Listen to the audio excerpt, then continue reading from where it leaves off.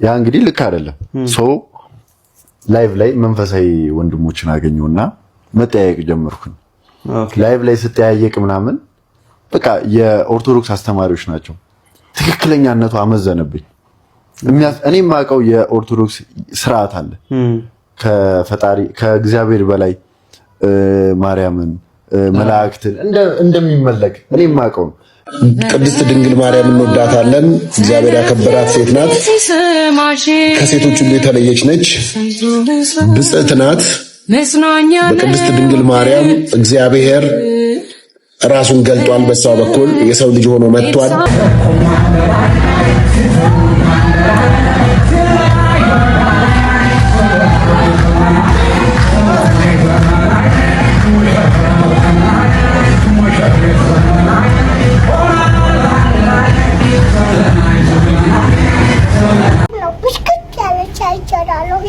ምን ያለች ይሰራል እኮ ታዲያ። እኔ አይደለም ደግሞ የሰጠውክ እንዴ? እኔ አይደለም የሰጠውክ። ኧረ በለው እሺ፣ አምጣው ልቀይርልህ። እንካያ ሰላም ሰላም፣ የተወደዳችሁና የተከበራችሁ የዩቲዩብ ቻናል ቤተሰቦቼ እንዴት አላችሁኝ? ኢትዮጵያውያን፣ ኤርትራውያን በሀገር ውስጥም በውጭም ያላችሁ ዛሬም እንግዲህ አዳዲስ ቪዲዮችን ይዤላችሁ መጥቻለሁ።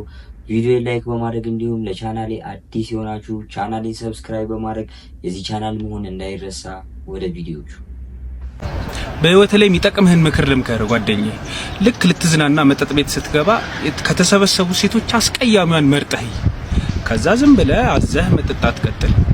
ልክ ያቺ ያያት አስቀያሚ ሴት ቆንጆ መሆን ስትጀምር ወንድም የተነስተህ ውጣ። ሰክራል ማለት ነው። ፋሚሊስ በእውነቱ እንደዚህ አይነት መከራ ያሳጣል። የነገረን ነገር ጥሩ። እኔ ካሁን ምን አለ ብዬ ስጠብቅ ሰክራል ማለት ነው።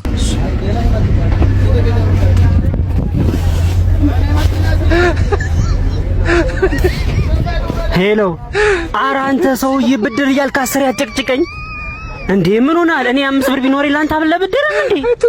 ጊዜ ውስጥ ያለችው 10 ብር ናት። እሷን የሚው ታክስ ውስጥ ያሉትኝ ከፍዬ አለቁ ባዶ እንዴ? ምን ሆናል? ወርጅ እንኳን ቆሎ በደፋ እንኳን መከፍል 5 ሳንቲም የለኝም እንዴ? ምን ሆናል ጓደኛዬ? ተው እንጂ እንዴ! ሲገርማል እንዴ! በቃ አሁን ቀበሌ ሄጄ የደሃ ታጊ ልመዘገብ በቃ እኔ በቃ የለኝም። ወደ ታስበሰኝ እንዴ! ምን ሆናል ጓደኛዬ? እኔ 5 ብር ናት አጥቼ ኪስ ውስጥ ያለችው 10 ብር ናት። ዜሮ አባቴ። አዎ በቃ ሲኖረኝ ችግር የለም አበድርሃለሁ። እሺ ናቲ ችግር የለውም እከፍላለሁ። ትከፍያለሽ? ኧረ ትግድልሽ። የለኝም በቃ የለኝም። በጣም ነገር ለምን ፋሚሊ እናንተስ እንዴት ተመችቷችኋል? ሲስተሙ ታክሲ ላይ ላለመክፈል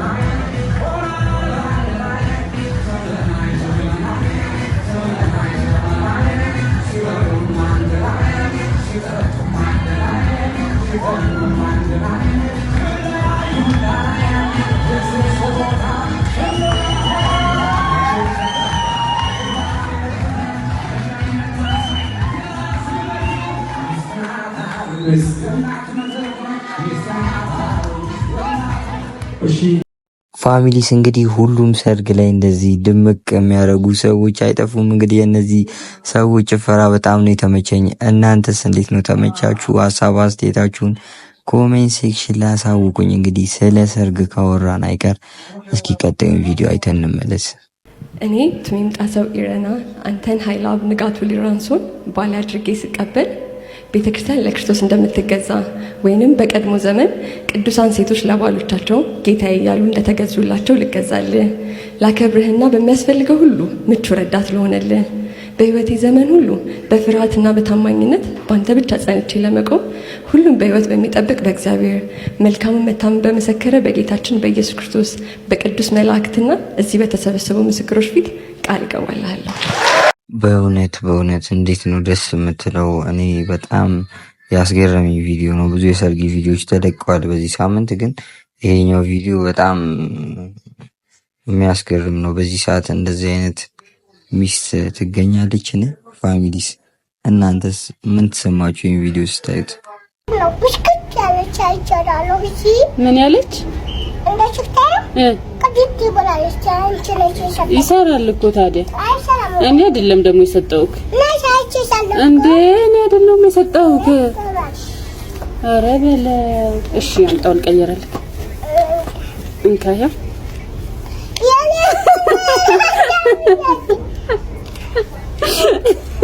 እሺ፣ እንካይንን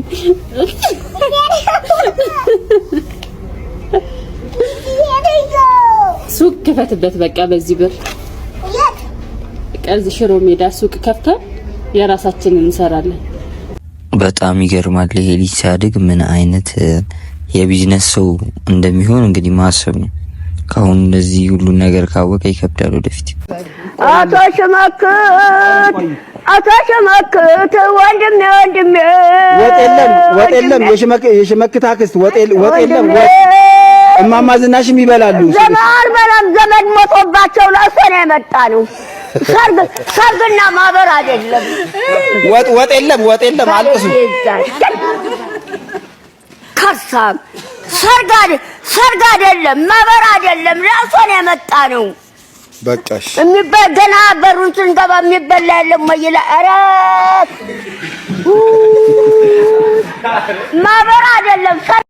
ማህበር አይደለ ሰርግ አይደለ ወይ የሆነ ድግስ ነገር አይደለም። ቆይ ፋሚሊስ ለቅሶ ነው የሁሉ ነገር። ምን ትላላችሁ? እስኪ ሀሳብ ስጡበት እናንተም። አንድ ቀን ሳያልፍለት እንደተንከራተተ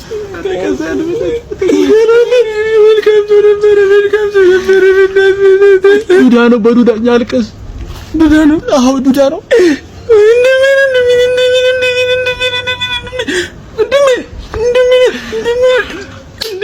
ምን እያልክ ነው? ምንድን ነው?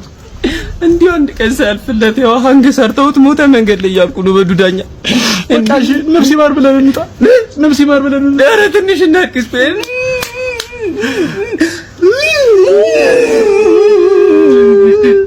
በቃ ነፍስ ይማር ነፍስ ይማር። የጤና ባለሙያዎቹ የሙያ ፈቃዳቸው ሊነጠቁ እንደሚችል ጤና ሚኒስቴር ገለጸ።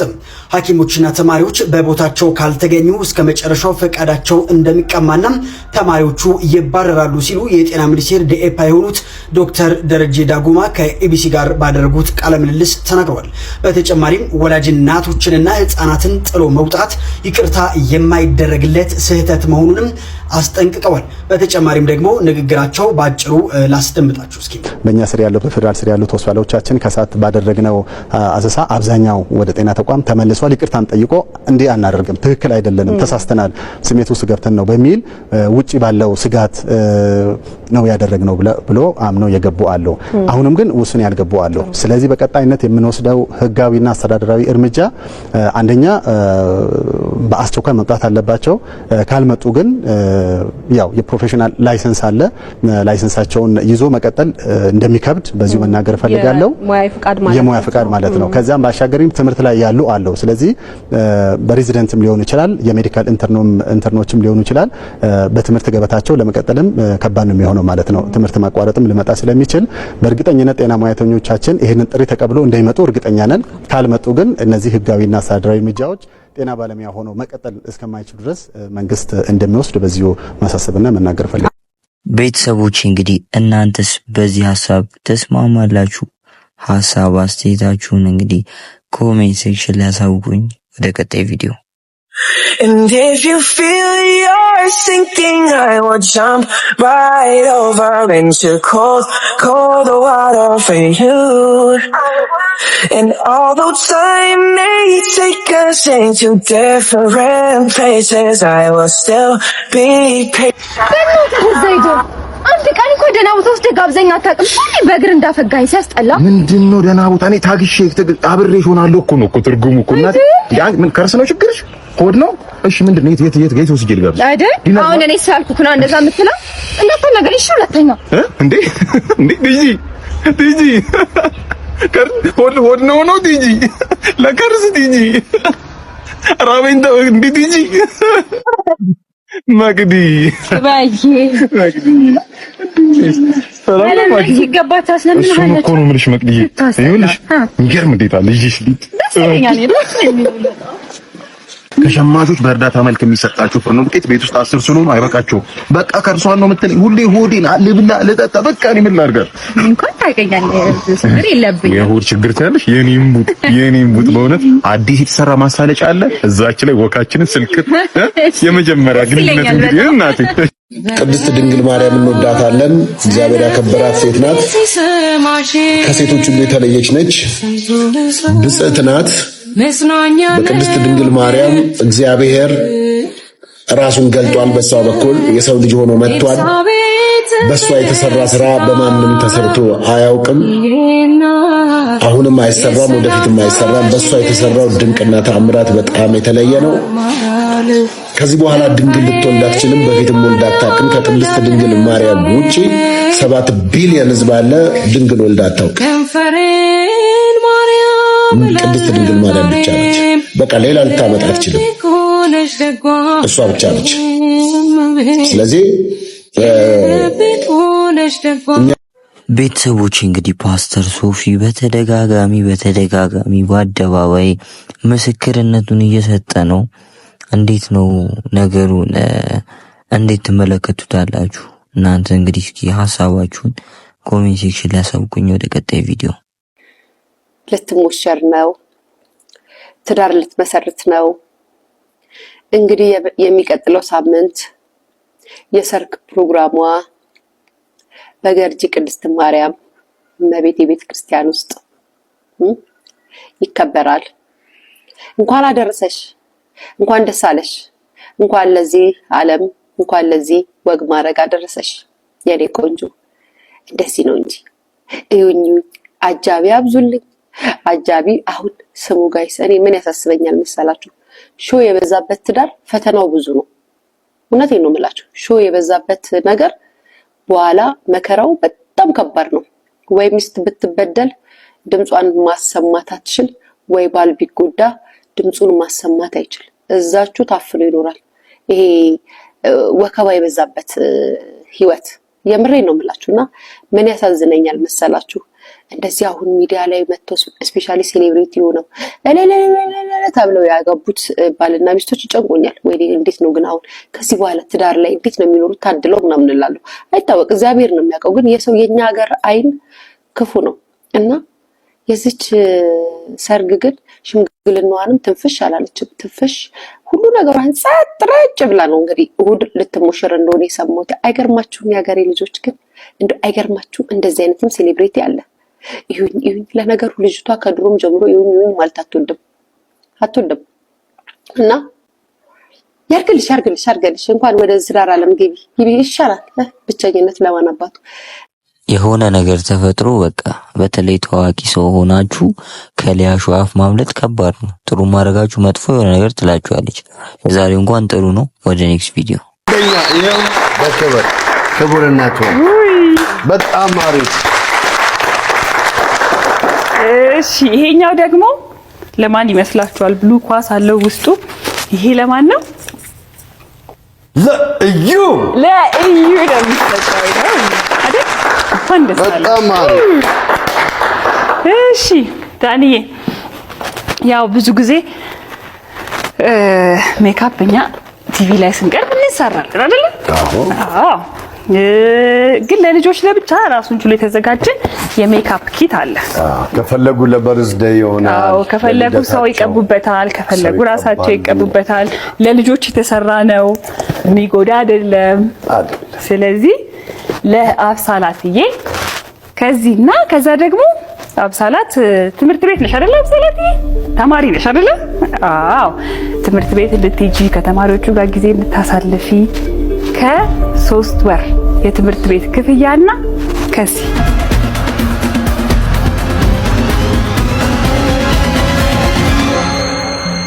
የትምህርት ክፍያ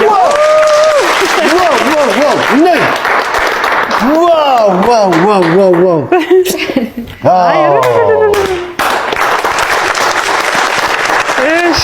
የሚገርም ነው። እንደዚህ ብዙ ጊዜ አይገጥምም እና ለየት ያለ መልስ ነው አብሳላት የመለሰችው። ከመጫወቻው የበለጠ የትምህርት ቤት ይሻለኛል ብላለች። ትምህርት ቤቷን ተወደዋለች አይደል? በደንብ አዎ፣ በጣም ተወዳለች። ግን የሚገርምሽ መጀመሪያ ኃላፊነት ይሰማታል ብዬሻለሁ አይደል? በቃ እኔ እንጃ በጣም የእውነት ነው የምልሽ ትምህርቷን በጣም ነው የምትወደው እና እኔ እንጃ በቃ ለኔ ትልቅ ልጅ የእውነት ጎበዝ። አብሳላት የሚቀጥለው ጊዜ ደግሞ ጎበዝ ተማሪ ሆነሽ ተሸልመሽ ድጋሚ ትመጫለሽ አይደል? ለዚህ ከዛ እንሸልምሻለን። እሺኛ በርችልን። እኔ ስለመጣችሁ ደስ ብሎናል። እንወዳችኋለን። እደጉልን። እሺ፣ እናመሰግናለን። ፋሚሊስ እንግዲህ እንዴት አይነት ገራሚና አስተዋይ ልጅ ነች። እንግዲህ ለእናንተም ለቤተሰቦቼ እንደዚህ አይነት አስተዋይ ልጆች ይስጣችሁ። እንግዲህ ሁሉም መጮቻ ሲመርጡ እሷ ግን የትምህርት ቤት ክፍያ ብላለች። በጣም ስለገረመኝ ነው ይዤላችሁ የመጣሁት። እንግዲህ 1 ብር የሆነ ቪዲዮ ተለቆበታል። እስኪ እሱን አይተን እንመለስ።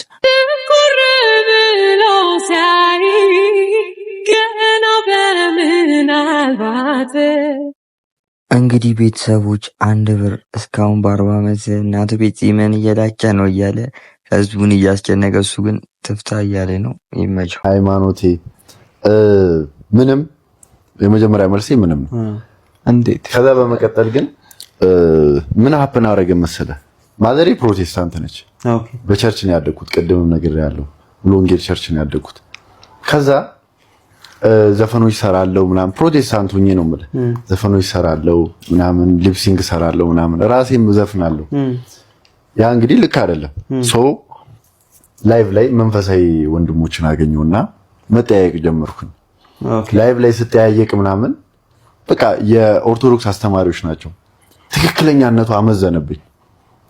እኔ የማውቀው የኦርቶዶክስ ስርዓት አለ ከፈጣሪ ከእግዚአብሔር በላይ ማርያምን መላእክትን እንደሚመለክ እኔ የማውቀው ግን ያ እንዳልሆነ ስማር እንዴ ኦርቶዶክስ ጋር እኮ ልክ ነው ብዬ ኦርቶዶክስ መዝሙር መስራት ጀመርኩ። ኦርቶዶክስ ወንድሞች ኢቭን የልደቴ ቀን ያከበርኩት ቤተክርስቲያን ነው፣ የካው ሚካኤል እዛ ነው ያከበርነው። ከዛ ምን ተፈጠረ? በመሃል አንድ ዘፈን ሊፕሲንግ ሰራው። በዚህ ማለት የሃይማኖት ትምህርቶች ላይ አንድ ሊፕሲንግ ስሰራ አብዛኛው ኮሜንት ምን ሆነ? ኦርቶዶክስ የሆነው ለዘፈን እንዲመቸው ነው። ገብቷል? እንደዚህ አይነት ጨዋታ መጣ። ሲመጣ እኔ ኦርቶዶክስ ብሆን አሁን ኖርማል ከካሜራ ውጪ ብትጠይቀኝ ሃይማኖቴን እነግርሃለሁ። ካሜራ ላይ ግን ለምሳሌ እኔ አንድ ሃይማኖት ስጠራ በእኔ አንድ ተራ ሰው ያ ሃይማኖት ስንት አባቶች አስጠብቀውት የቆየ ትልቅ ሃይማኖት እንዲሰደብ አልፈልግም። እኔ ዘፈን ስሰራ ኦርቶዶክስ ፈቅዳለት ነው የዘፈነው እንዲባል አልፈልግም። ስለዚህ ሚዲያ ላይ መልሴ ምንድነው? ምንም ነው ማለት ግን ትክክለኛው ኦርቶዶክስ እግዚአብሔር እንደምታመልክ አውቄበታለሁ። ኦርቶዶክስ ክርስቶስን እንደምትሰብክ አውቄበታለሁ። ያንን ተረዳው። ከሚዲያ ውጪ ብትጠይቀኝ እንዳልኩ መመለስልህ ጆሲ እንግዲህ ሃይማኖቴን አልናገርም የትኛውም ኢንተርቪው ላይ ብሏል። ወደ ኔክስት ቪዲዮ። አርቲስት ይገረም ደጀኔ በዛሬው ዕለት የጤና እክል እንደገጠመው ተነግሯል። አርቲስቱ በስራ ጫና ምክንያት የጤና እክል ገጥሞት በዛሬው ዕለት በሆስፒታል ታይቶ በሰላም ወደ ቤቱ እንደተመለሰ አንዳንድ መረጃዎች እየወጡ ይገኛሉ። ቤተሰቦች እንግዲህ የምንወደውና የምናከብረው አርቲስት ይገረም ደጀኔ በትላንትናው ዕለት ትንሽ የጤና እክል አጋጥሞት ነበር። ታዲያ ይህንን መሰረት በማድረግ የተለያዩ በየሶሻል ሚዲያው የውሸት መረጃ እያሰራጩ ሰውን የሚያታልሉና የሚያደናብሩ ሰዎች እንግዲህ የተለያዩ ነገሮች እያሉ ነበር። ነገሩ ከባድ ነው፣ ህመሙ ክፉ እንደሆነ እየተናገሩ ነበር። ይህ ግን ውሸት ነው። የሰማነው አሁን ያየነው እውነተኛ ትክክለኛ መረጃ እሱ እንደሆነ ሊገልጽላችሁ እወዳለሁ። ቤተሰቦች እንግዲህ ለዛሬ ይዤላችሁ የመጣችሁ ቪዲዮዎች እነዚህን ይመስሉ ነበር። እንግዲህ ቪዲዮን ላይክ በማድረግ እንዲሁም ለቻናሌ አዲስ የሆናችሁ ቻናሌን ሰብስክራይብ በማድረግ የዚህ ቻናል ቤተሰብ ይሁን። እንግዲህ ቀጣይ በአሪፍ ቪዲዮዎች እስከምንገናኝ ድረስ መልካም ጊዜ። እወዳችኋለሁ።